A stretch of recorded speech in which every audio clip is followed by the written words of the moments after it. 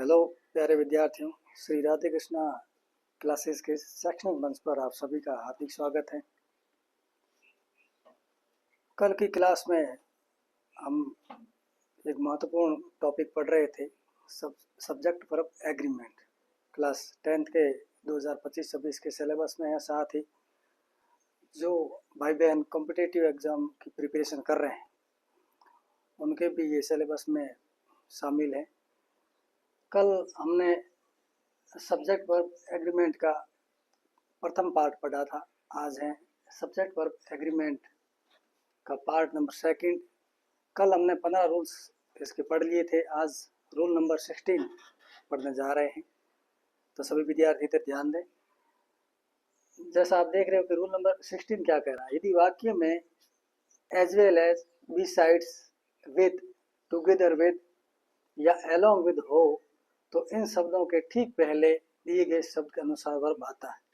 अर्थात जब वाक्य में as well as, beside with या टुगेदर विद या अलोंग विद का प्रयोग हो तो इन शब्दों के जो ठीक पहले कौन सा सब्जेक्ट है, सिंगुलर या प्लूरल, उसके अनुसार वर्ब आएगा। जैसा आपको कल की क्लास में बताया था कि यदि सब्जेक्ट सिंगुलर है तो उसके साथ वर्ब भी सिंगुलर आता है, और सब्जेक्ट यदि प्लूरल है तो वर्ब भी प्लूरल आता है। आपके बोर्ड एग्जाम में जो ब्लैंक स्पेस पूछा जाता है और आपको खाली जगह में सूटेबल वर्ब भरनी पड़ती है, और अब आप ये देखना है कि इनके ठीक पहले कौन सा सब्जेक्ट है, उसके अनुसार आपको वर्ब भरनी है। यहाँ लिखा है I as well as my mother, तो इसमें दो सब्जेक्ट दे रखे हैं, आई और माई मदर। आपको ये देखना है कि एज वेल एज जो है इसके ठीक पहले कौन सा सब्जेक्ट आया, इसके अनुसार आपको वर्ब भरनी है। तो आई के साथ वर्ब कौन सी आएगी, एज आएगी, आर आएगी, एम आएगी। साफ जाहिर है इसका आंसर होगा एम, क्योंकि आई के साथ हमेशा एम वर्ब आएगी। I as well as my mother am taking food, यानी मैं साथ मेरी माता जी है भोजन कर रहे हैं। अब आप आ जाओ रूल नंबर 17 पर। अब रूल नंबर 17 क्या कह रहा है। यदि कलेक्टिव नाउन यानी समूहवाचक संज्ञा का प्रयोग एक समूह के रूप में किया गया हो तो सिंगुलर वर्ब का प्रयोग होगा। तो समूहवाचक जो संज्ञा है वो कलेक्टिव नाउन है, तो वो जो समूह है यानी कि सभी का एक यूनिट बन जाता है। अब एक यूनिट बन गया, सब्जेक्ट बन गया सिंगुलर, और सिंगुलर यदि सब्जेक्ट बन गया तो वर्ब भी सिंगुलर आएगा। और सिंगुलर वर्ब कौन सा होता है, जैसे आपको कल की क्लास में बताया था, आज भी बता रहा हूँ कि सिंगुलर वर्ब वो होती है जिसके पीछे एस हो, एस या ई एस हो, वही है सिंगुलर वर्ब। और जिसमें एस या ई एस नहीं होती है वो होती प्लूरल वर्ब। आपको बोर्ड एग्जाम में जो क्वेश्चन पुटअप होंगे उसमें आपको यही देखना है कि वर्ब हमें सिंगुलर भरनी है या प्लूरल भरनी है। यही रूल्स रेगुलेशन को ध्यान में रखते हुए आप जो है क्वेश्चन सॉल्व करोगे। तो यदि कलेक्टिव नाउन यानी समूहवाचक संज्ञा का प्रयोग एक समूह के रूप में किया गया हो तो सिंगुलर वर्ब का प्रयोग होगा। कलेक्टिव नाउन निम्न प्रकार है। प्रमुख जो कलेक्टिव नाउन है वो निम्न प्रकार है, जैसे पब्लिक यानी लोगों का समूह, पब्लिक। फूड, जितने प्रकार के भोजन का समूह हो गया फूड। Army, class, team. अब क्लास मतलब विद्यार्थियों का समूह हो गया, टीम एक खिलाड़ियों का समूह हो गया। लगेज, विभिन्न प्रकार के सामान मिलाकर के एक यूनिट बनती है, उसको बोलते हैं luggage. Group of furniture, group of किसी का समूह, फर्नीचर, फर्नीचर भी एक यूनिट है, एक समूह है। सीनरी, मोब, मोब बोलते हैं उग्र भीड़ को, उग्र भीड़ को बोला जाता है मोब, उग्र भीड़। क्राउड, क्राउड यानी कोई भीड़। तो ये जो शब्द हैं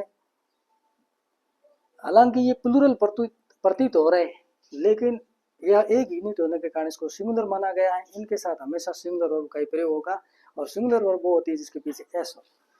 द आर्मी ऑफ इंडिया यानी भारतीय सेना जो है वेरी स्ट्रॉन्ग। अब देख लो, आर्मी ऑफ इंडिया भारतीय सेना एक यूनिट हो गई, तो सिंगुलर वर्ब आएगी। सिंगुलर वर्ब कौन सी होगी, जिसके पीछे एस हो, अर्थात इसका राइट आंसर होगा is. The army of India is very strong. इसी प्रकार देखो, एक ग्रुप ऑफ 15 रॉबर्स यानी 15 लुटेरों का समूह, हालांकि प्लूरल प्रतीत हो रहा, 15 लुटेरे हैं, लेकिन एक यूनिट बन गई है, उसका समूह एक यूनिट बन गई है, तो सिंगुलर सब्जेक्ट बन गया, और सिंगुलर के साथ हमेशा सिंगुलर वर्ब का प्रयोग होता है। तो group of 15 robbers standing on the road यानी सड़क पे खड़े थे। तो वॉज या वर में से एक बनना है।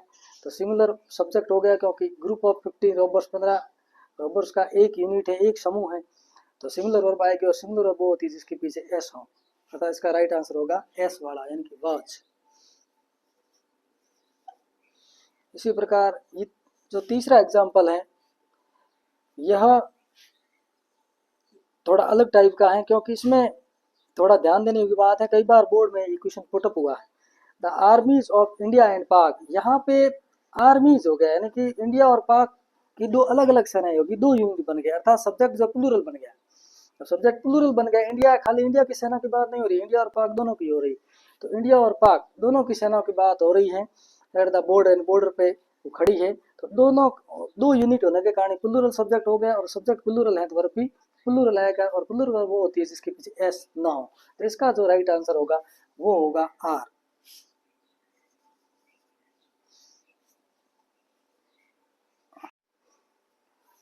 सब्जेक्ट वर्ब कॉन्कर्ड का रूल नंबर 18 जो है वो क्या कह रहा है कि यदि वाक्य के अंदर पुलिस, पीपल तथा कैटल के साथ सदैव प्लूरल वर्ब का प्रयोग करें। कहना का मतलब है पुलिस है, पीपल है, जैसे आपने पहले पढ़ा था कि एक यूनिट होता है तो सिंगुलर सब्जेक्ट माना जाता है। इसी प्रकार पुलिस, पीपल, कैटल एक यूनिट के रूप में प्रतीत हो रहा है, लेकिन ये प्लूरल माना गया है, और प्लूरल सब्जेक्ट के साथ हमेशा प्लूरल वर्ब का ही प्रयोग होता है। तो पुलिस, पीपल तथा कैटल के साथ सदैव प्लूरल वर्ब का प्रयोग करें। जैसे the police searching the thief, police plural subject माना गया है, और प्लूरल सब्जेक्ट के साथ हमेशा प्लूरल वर्ब आएगी, और प्लूरल वर्ब वो होती है जिसके पीछे एस न हो। तो इसका जो राइट आंसर होगा बिना एस वाला वो होगा आर, अर्थात the police are searching the thief, police जो है चोर की तलाश कर रही है। फिर दूसरा people black space happy in those days, उन दिनों में लोग खुश थे। पीपल प्लूरल सब्जेक्ट माना गया है, एक यूनिट सा प्रतीत हो रहा है फिर भी प्लूरल सब्जेक्ट माना गया है, अर्थात पीपल जो है प्लूरल सब्जेक्ट है, इसलिए हमेशा प्लूरल के साथ प्लूरल वर्ब का प्रयोग होता है, और प्लूरल वर्ब वो होती है जिसके पीछे एस ना हो, अर्थात इसका जो राइट आंसर होगा वो होगा वर, न कि watch.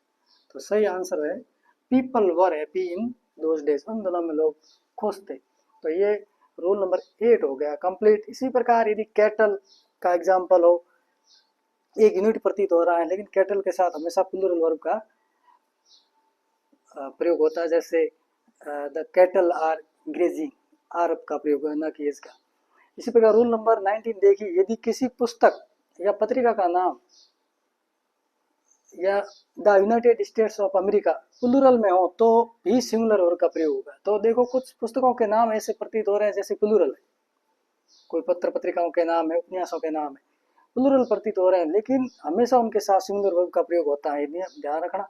The United States of America यानी एक कंट्री का नाम प्लूरल प्रतीत हो रहा है, फिर भी सिंगुलर वर्ब का प्रयोग होगा इसमें। जैसे war and peace, war and peace दिखने में प्लूरल लग रहा है, लेकिन इस एक पुस्तक का नाम है, एक यूनिट एक पुस्तक का नाम है, इसलिए सिंगुलर है, और सिंगुलर के साथ हमेशा सिंगुलर वर्ब का प्रयोग किया जाता है, और सिंगुलर वर्ब वो होती है जिसके पीछे एस हो। तो इज आ रहे में से एस किसके पीछे, इज के, तो इसका जो राइट आंसर होगा वो होगा is. War and peace is an interesting novel, war वार और पीस जो है एक बहुत ही रुचिकारक उपन्यास है। इसी प्रकार the United States of America developed country, यानी यूएसए जो है संयुक्त राज्य अमेरिका एक विकसित राष्ट्र है। तो एक प्रतीत हो रहे हैं यूनाइटेड स्टेट्स यानी प्लूरल प्रतीत हो रहे हैं, लेकिन इसके साथ हमेशा जो वर्ब आएगी वो आएगी सिंगुलर।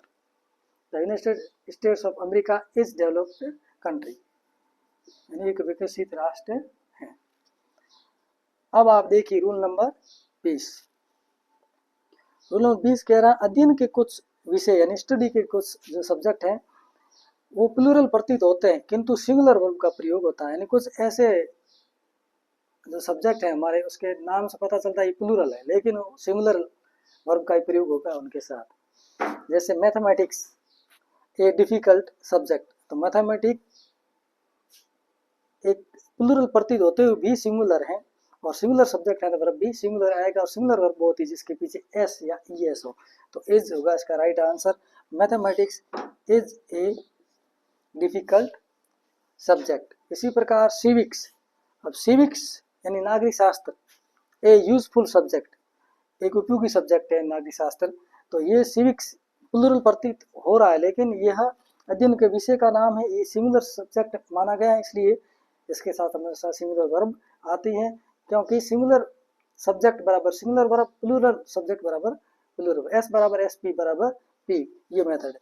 तो civics is a useful subject.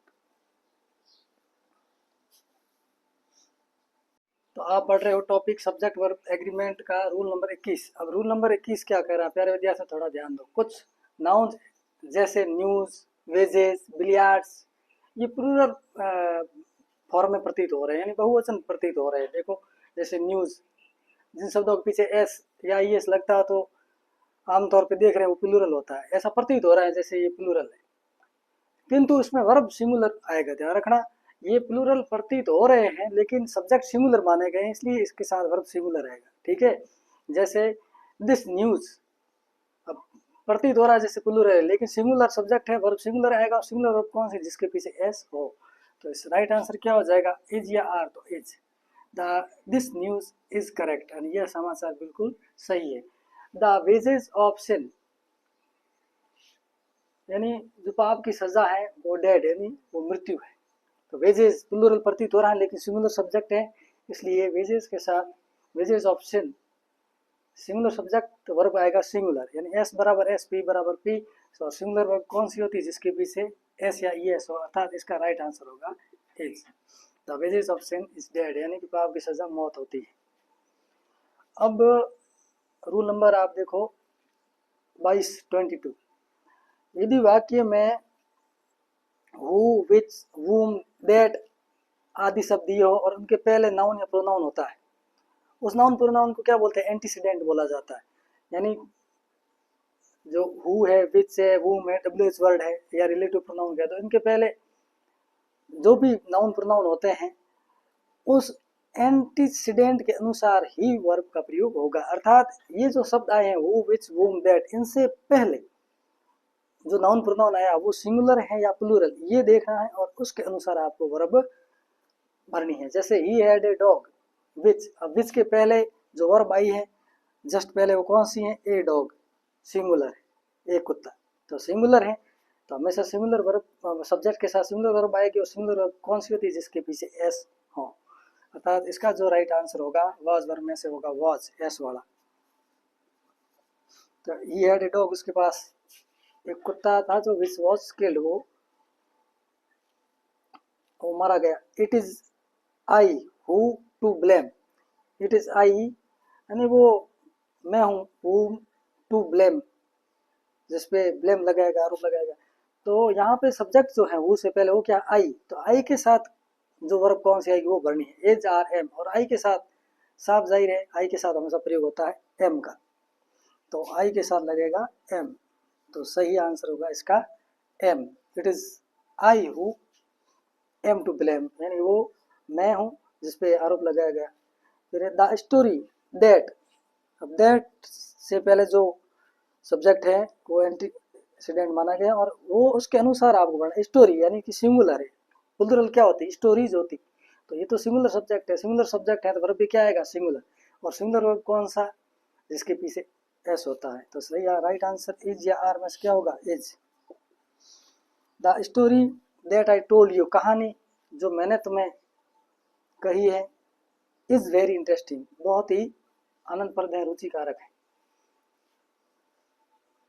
तो आप पढ़ रहे हो सब्जेक्ट वर्ड कॉन्कर्ड का रूल नंबर 23, यानी कि 23वां रूल जो है ये कह रहा है कि कुछ फ्रेजेस के बीच में एंड होते हुए भी सिंगुलर वर्ब आता है। कहना मतलब कुछ शब्दांश ऐसे होते हैं जिनके बीच में एंड है, लग रहा है कि प्लूरल है, लेकिन प्लूरल प्रतीत होते हुए भी वो सिंगुलर सब्जेक्ट माना गया है, और उनके साथ हमेशा सिंगुलर वर्ब भी आएगा, क्योंकि सिंगुलर सब्जेक्ट के साथ सिंगुलर वर्ब आता है। तो एंड होते हुए भी सिंगुलर सब्जेक्ट माना गया है। यहाँ से कई बार बोर्ड 10th बोर्ड में क्वेश्चन पुटअप हो चुका है। तो ये जो रूल्स है यह 10th बोर्ड के लिए तो वेरी इंपॉर्टेंट है, ध्यान रखना, ठीक है प्यारे विद्यार्थियों, थोड़ा ध्यान देना। ये रूल्स कई बार बोर्ड में यहाँ से क्वेश्चन पुटअप हो चुका है, इसलिए थोड़ा ध्यान रखना। एंड होते हुए भी सिंगुलर है, यानी प्लूरल प्रतीत हो रहा है लेकिन सब्जेक्ट सिंगुलर है। कौन कौन से हैं?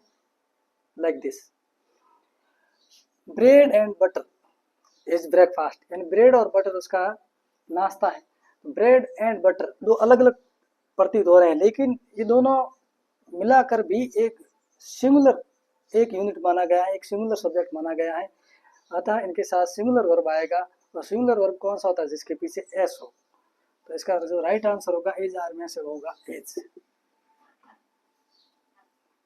Bread and butter is his breakfast, यानी ब्रेड और बटर उसका नाश्ता है।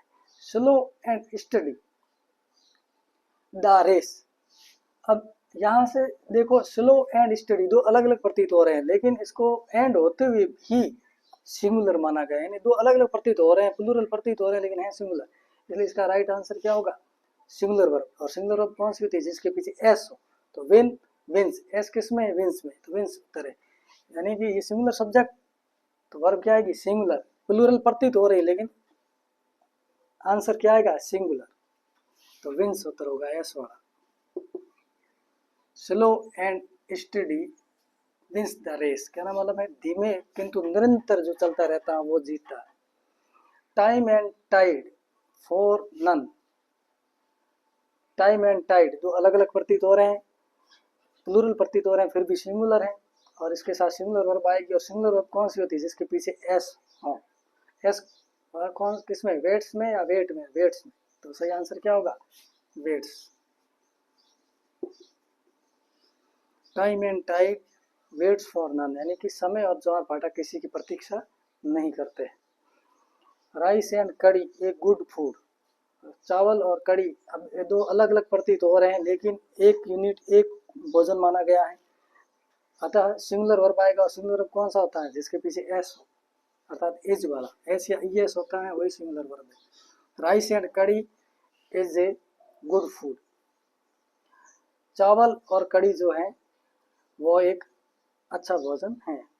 तो राइस एंड करी एक यूनिट मानी गई है, इसलिए सिंगुलर वर्ब आ गया। आगे है एप्पल पाई एंड कस्टर्ड, यानी एप्पल पाई और कस्टर्ड जो है माई फेवरेट डिश, यानी मेरा फेवरेट डिश है, फेवरेट भोजन है। तो ये भी एप्पल पाई एंड कस्टर्ड दो अलग अलग प्रतीत हो रहे हैं लेकिन ये सब्जेक्ट पूरा एक सिंगुलर माना गया है। तो कुछ ही सब्जेक्ट हैं बोर्ड में, लगभग इन पांचों में से कई बार पुटअप हुए हैं, तो विशेष ध्यान रखोगे। Apple pie and custard is my favourite dish, यानी इसके साथ आर नहीं आएगा, प्लूरल प्रतीत हो रहा है लेकिन है सिंगुलर, इसलिए वर्ब भी आएगी सिंगुलर। इसी प्रकार रूल नंबर 23 जो है अच्छी तरह से अपनी मेमोरी में रखना, क्योंकि इसमें से कई बार क्वेश्चन पुटअप हो चुके हैं। अब है रूल नंबर 24। अब 24वां रूल क्या कह रहा है? जब प्लूरल नाउन के पहले निश्चित संख्या सूचक शब्द हों जो निश्चित दूरी, राशि, समय, मात्रा आदि का बोध कराता, तो वह एक इकाई माना जाएगा, अतः इसमें सिंगुलर वर्ब का प्रयोग होगा। क्या नाम मतलब है? प्लूरल नाउन प्लूरल है लेकिन आगे कोई संख्या सूचक शब्द, ऐसा शब्द दिया गया है जो कोई निश्चित दूरी का या निश्चित राशि का, निश्चित समय का, निश्चित मात्रा का बोध कराता हो, तो वो एक यूनिट बन जाती है। और एक यूनिट बन जाती है तो उसके साथ सिंगुलर वर्ब आएगा, क्योंकि सब्जेक्ट सिंगुलर बन गया है। जैसे 5 किलोमीटर, अब प्रतीत हो रहा है जैसे प्लूरल है, 5 किलोमीटर, 5 किलोमीटर बहुवचन लग रहा है, लेकिन यह सिंगुलर सब्जेक्ट माना गया है क्योंकि इसके साथ आगे एक संख्या सूचक शब्द आ गया 5। तो 5 किलोमीटर तो आएगा, इसके साथ हमेशा सिंगुलर वर्ब आएगा। और सिंगुलर वर्ब क्या आंसर? जिसकी एस हो, एज आर में से इसका जो राइट आंसर होगा वो होगा एज। तो सही आंसर होगा is. 5 kilometre is long distance to walk, यानी 5 किलोमीटर दूरी जो है चलने में बहुत लॉन्ग डिस्टेंस है, काफ़ी लंबी दूरी है। और फिर आप ध्यान दो रूल नंबर 25, यानी रूल नंबर 25, यदि सब्जेक्ट के बीच कोई प्रीपोजिशन हो, यानी किसी सब्जेक्ट के बीच में कोई प्रीपोजिशन हो तो पहले वाले सब्जेक्ट के अनुसार वर्ब आएगा। यानी ऐसे कोई दो सब्जेक्ट है जिसके बीच में कोई प्रीपोजिशन आ रखा है, इन टू, ऑफ, फ्रॉम, टू, जो भी प्रीपोजिशंस, एक वीडियो डाला था मैंने डिटेल से प्रीपोजिशन का, वो अच्छी तरह से पढ़ लें प्रीपोजिशन कौन कौन से होते हैं। तो 9th के सिलेबस में है, 11th के भी सिलेबस में है, वो क्लास डाली हुई है। ये लिखा है प्रीपोजिशन यदि आ जाए बीच में तो प्रीपोजिशन के बाद वाला सब्जेक्ट नहीं, प्रीपोजिशन के जो पहले सब्जेक्ट सिंगुलर है या प्लूरल उसके अनुसार वर्ब आपको भरनी है। जैसे all the students of my class, of preposition क्या है, ऑफ, तो माई क्लास के अकॉर्डिंग नहीं होगा, ऑल द स्टूडेंट्स के हिसाब से होगा, ठीक है ना। तो ये प्रीपोजिशन के आगे वाला सब्जेक्ट पहला सब्जेक्ट लेना है, ना कि बाद वाला। तो पहला सब्जेक्ट क्या, all of the students, plural है, सभी विद्यार्थी, प्लूरल हो गया, तो प्लूरल वर्ब आएगी। प्लूरल वर्ब कौन सी होती है, जिसके पीछे एस ना हो, लर्न या लर्न्स, तो सही आंसर क्या होगा, लर्न, क्योंकि बिना एस वाला ही इसका आंसर है learn. All the student of my class learn English, and मेरे कक्षा के सभी विद्यार्थी इंग्लिश सीखते हैं। हाँ, तो देखो प्यारे विद्यार्थियों, आप पढ़ रहे हो टॉपिक सब्जेक्ट वर्ड कॉन्कर्ड का पार्ट नंबर 2, इसका रूल नंबर 26, यानी 26वां रूल क्या कह रहा है। देखो, यदि वाक्य के आरंभ में आईएनजी लगा, ध्यान रखना, यदि वाक्य के आरंभ में आईएनजी लगा हो अथवा टू के बाद कोई वर्ब हो, या तो वाक्य के आरंभ में आईएनजी लगा हो या टू के बाद में कोई वर्ब आ रखी हो, तो हेल्पिंग वर्ब सिंगुलर आएगा, ठीक है। तो कहना मतलब है जो जो हेल्पिंग वर्ब यूज होगी वो सिंगुलर होगी, ना कि प्लूरल। जैसे प्लकिंग फ्लावर्स, प्लकिंग शुरुआत में आईएनजी लगा है, तो राइट आंसर क्या होगा, सिंगुलर। सिंगुलर वर्ब कौन सी होती है, जिसके पीछे एस या ई एस हो, अर्थात एज आर में से इसका जो राइट आंसर होगा एस वाला, यानी कि is. Plucking flower is not allowed, यानी फूल तोड़ना यहाँ अलाउ नहीं है, फूल तोड़ने की अनुमति नहीं है। फिर टू के बाद में यदि वर्ब हो तो भी सिंगुलर वर्ब आएगी। टू किल, टू के बाद में वर्ब, तो भी सिंगुलर वर्ब बढ़नी है। टू किल एनिमल्स, यानी कि एनिमल्स प्लूरल प्रतीत हो रहा है, लेकिन टू के बाद में वर्ब आ रखी है, तो ये जो सब्जेक्ट बन गया है सिंगुलर बन गया है, अर्थात सिंगुलर वर्ब आएगी। To kill animals is a sin, यानी जानवरों को मारना एक अपराध है, पाप है। अब आप देखिए रूल नंबर 27, 27 नियम क्या कह रहा है, नथिंग बट तथा इट के बाद हमेशा सिंगुलर वर्ब आएगी। तो वाक्य में नथिंग बट का प्रयोग है या इट का प्रयोग है, तो उसके बाद हमेशा सिंगुलर वर्ब का प्रयोग करें। For example nothing but animals, nothing but का यूज है, तो साफ जाहिर है इसके बाद हमेशा सिंगुलर वर्ब आएगी। और सिंगुलर वर्ब कौन सी थी, जिसके पीछे एस या ई एस हो, और जिस वर्ब के पीछे एस या ई एस ना हो वो वर्ब प्लूरल होती है। Nothing but nothing but animals seen there, nothing but आ गया, सिंगुलर वर्ब बनी आपको वॉज या वर, कौन सी बनी है, वॉज, यानी कि एस वाली, यानी वहां पे और कुछ नहीं, जानवर देखे केवल। It a nice story, it, it के बाद हमेशा सिंगुलर वर्ब आती है, इट ए नाइस स्टोरी। तो यहाँ बाद में क्या सब्जेक्ट वही देखा जाता है, इसके बाद हमेशा सिंगुलर वर्ब आता है, और सिंगुलर वर्ब कौन सा था, इसके पीछे एस हो, वॉज वर्ब में से एस वाला उत्तर है, अर्थात वॉज ही उत्तर है इसका। It was a nice story, यह एक सुंदर कहानी थी। अब रूल नंबर जो 28 है, ये थोड़ा इम्पोर्टेंट है, क्योंकि बोर्ड में कई बार यहाँ से क्वेश्चन 10th बोर्ड में पुटअप हुए हैं, तो आप विशेष ध्यान रखो। रूल नंबर जो 28 है वो कह रहा है हेयर, यानी संपूर्ण बाल हैं, तो सिंगुलर वर्ब आएगा। और हेयर, हेयर्स का तात्पर्य कुछ बालों से है, तो प्लूरल वर्ब आएगा। यानी हेयर का तात्पर्य संपूर्ण बालों से, संपूर्ण बालों से होता है एक यूनिट बन जाता है, तो आएगा सिंगुलर वर्ब, ठीक है ना।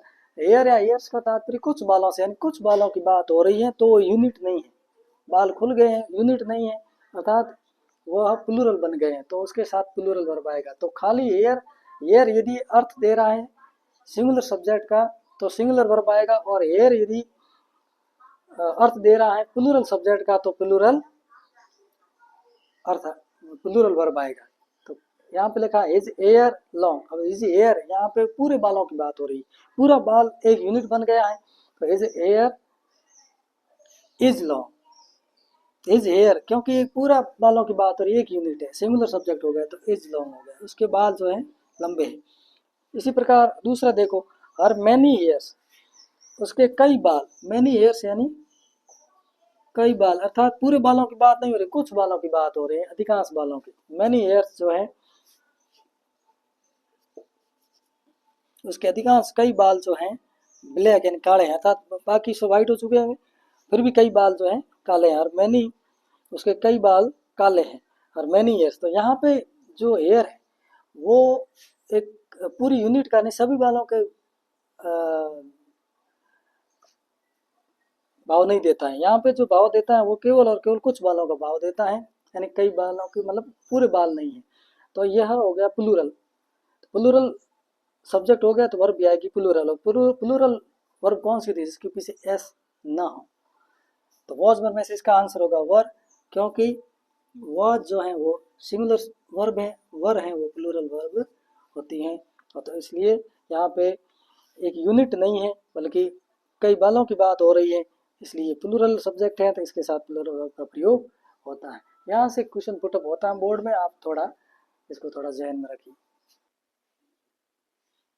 हाँ, रूल नंबर 29 क्या कह रहा है? देखो, आप पढ़ रहे हो टॉपिक सब्जेक्ट वर्ब एग्रीमेंट, यानी सब्जेक्ट वर्ब कॉन्कर्ड का पार्ट नंबर 2।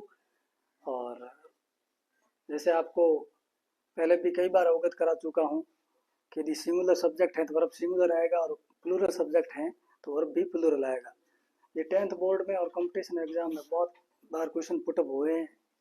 और रूल नंबर 29 क्या कह रहा है? ए नंबर ऑफ के बाद प्लूरल तथा द नंबर ऑफ के बाद सिंगुलर वर्ब आता है। यानी कि कभी भी आप जो सेंटेंस है उसमें यदि ए नंबर ऑफ लिखा हो, ए नंबर ऑफ के बाद हमेशा प्लूरल वर्ब भरनी होती है, और यदि द नंबर ऑफ लिखा हो तो सिंगुलर वर्ब आता है। ध्यान रखना, ए द कंफ्यूजन यही पैदा होता है, और ऐसे क्वेश्चन ही एग्जाम में पुटअप होते हैं, तो ये विशेष ध्यान रखोगे। A number of singular verb, the number of plural, माफ कीजिएगा, ए नंबर ऑफ प्लूरल तथा the number of singular verb भरनी है। यहाँ लिखा a number of books, a number of books. अब ये ऐसा लग रहा है ए नंबर ऑफ मतलब एक यूनिट लग रहा है जैसे ए नंबर ऑफ, फिर भी ये प्लूरल माना गया है ए नंबर ऑफ, और इसके साथ हमेशा प्लूरल वर्ब भी आएगी। और प्लूरल वर्ब कौन सी होती है? जिसके पीछे एस ना हो। तो वॉज और में से कौन सा राइट आंसर होगा? वर, क्योंकि जिसके पीछे एस हो वो सिंगुलर वर्ब होती है। तो राइट आंसर इसका होगा वर। ये number of books were stolen, यानी कई प्रकार अधिकांश पुस्तकें जो है बड़ी मात्रा में पुस्तकें चुराई गई। The number of the books in the bag, the number of books in the bag, यानी बैग के अंदर जो पुस्तकें थी वो कितनी थी? 6। द नंबर ऑफ, और द नंबर ऑफ के बाद हमेशा सिंगुलर वर्ब आता है। तो द नंबर ऑफ के बाद सिंगुलर वर्ब आता है, तो सिंगुलर वर्ब कौन सा होता है? इसके पीछे एस। तो इसका जो राइट आंसर होता है होगा वो होगा वॉच। तो the number of books in the bag was 6, यानी जो पुस्तकों की संख्या थी बैग के अंदर वो थी 6। तो ये ध्यान रखोगे ए नंबर ऑफ और द नंबर ऑफ में, ठीक है? ए नंबर ऑफ हो तो प्लूरल और द नंबर ऑफ हो तो सिंगुलर वर्ब करना है।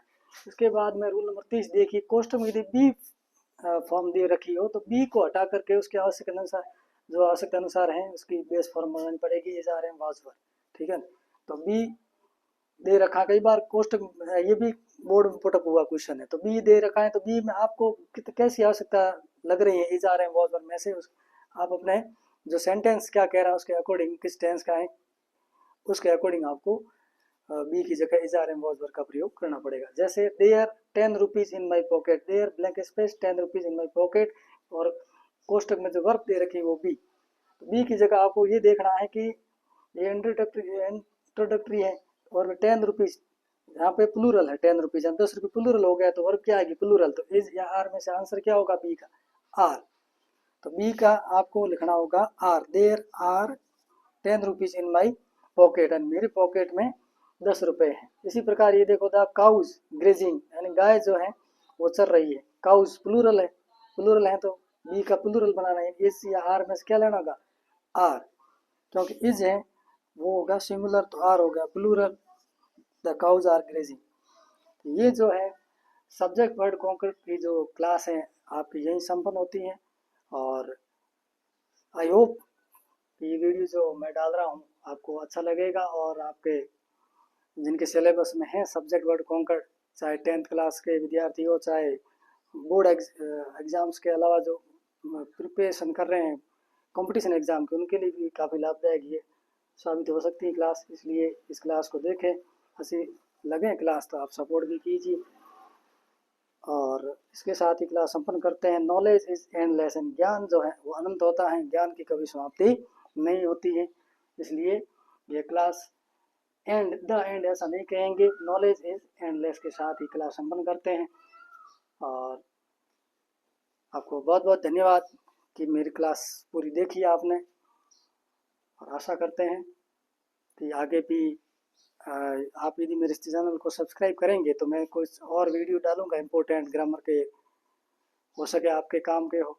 इसलिए चैनल को सब्सक्राइब, लाइक, शेयर ज़रूर करें। बहुत बहुत धन्यवाद, आभार।